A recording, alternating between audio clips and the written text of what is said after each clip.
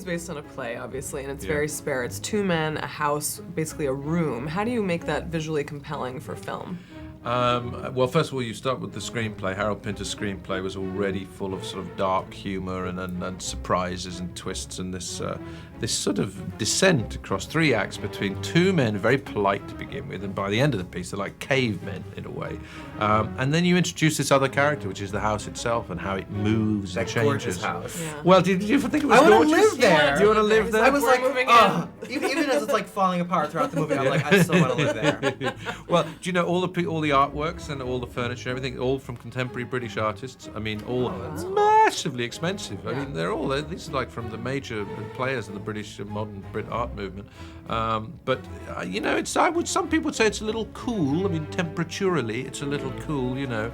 But I'm sure you would add your special touch to it. I absolutely, You know. I bring in the rainbow. Speaking of which, I have to ask you because there was that moment where I just wanted Jude and Michael to make out. Yeah. I leaned over, I was like, will they just make out already? So what was your intention there? Well, Harold Pinter has this moment at the end of the third act of these two guys. They say it's one set all in this really cruel, vicious tennis match of revenge. They've beaten each other up. They've been extremely cruel with each other. And then so now it's into a moment where the Michael Caine character suggests that, hey, although we're both sort of psychotic at the moment, maybe we'd make a great pair. And we don't know whether Michael is gay, whether he is simply provoking him, whether it's a terrible dare that he's going to end up humiliating Jude with. Jude's character appears to play along with it, and then he turns the table. So we're never quite sure, but it's a very, I think, surprising and tense and sort of twisty-turny thing that gets us to the point where, frankly, you know, there is a sense that are they about to do something very particular? I liked it. And by very particular, what exactly do you mean? Well, you know, they might start making out, you know, and I'm not prepared to reveal whether we shot that and didn't use it. Oh, see, that would have been our next question. There is a reason to get the DVD, hoping there's a deleted Look scene. for those special features. Yeah.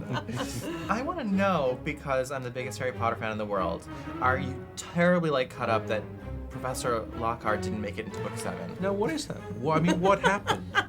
What happened? I mean, you wanna know, listen, right? Well, exactly. I mean, I feel like I want to write to Ms. Rowling and say, well, you know, this was, you know, that my pension was based on this. I could, you know, there were extensions to the bathroom that were, you know, based on the idea that there might be another check coming my way. Seriously, because, well, I didn't love the character so much until the film Chamber of Secrets came out and we saw you in it.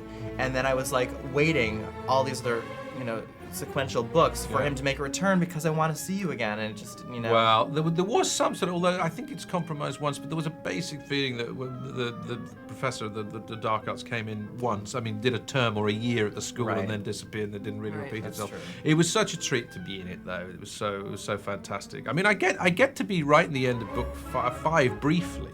I'm in book 5, and there was talk of maybe shooting that, but you know, they have to cut so much for the movies. Yeah. But again, hey, showbiz.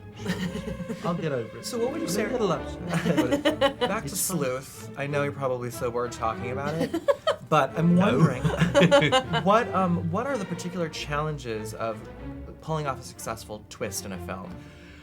Oh, good question. Why, thanks, Kenneth. I think that well, listen, it's, how many thrillers have you been to where you walk out and go, oh God, I can't believe they did that. I can't believe, it's just like, yeah, you know.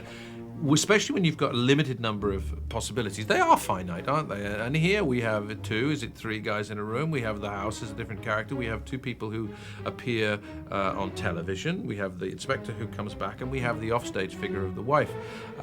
So I think from the word go, the way to bring off twists at the end, I think, is to constantly be feeling that everything is significant. So that early on, when Jude rings the doorbell, Michael doesn't even step out. His arm comes up. We only see his arm. We're above him. Yeah, We're already starting to go, that shot hello. over, Yeah. it's all overhead. I mean, that was so And they're into cool. immediately this thing of, my car's bigger than yours as well, Right. by the way. You know. Then they come in and he says, do you want a drink? We're low, looking through glasses where a drink is already poured. Right, I did. But he still asks what to pour. Exactly, but ready did to he go. know? Was he here before? So as soon as you start to do that, then by the end, hopefully, you know, people have been so betwisted and unsettled all the way through that you can bring off a twist. twist. You know, that, you know, what even if it's one of a finite number. Does he kill him? Does he kill him? Does she kill the two of them? Do they kill her? Does she kill one of them? Right. Is anybody dead anyway? We didn't see any blood. Right. You know. Amazing. Thank you so much. Thank you very much. Love it. Thank you. So nice of to luck. meet you. Thank you very Great much. movie.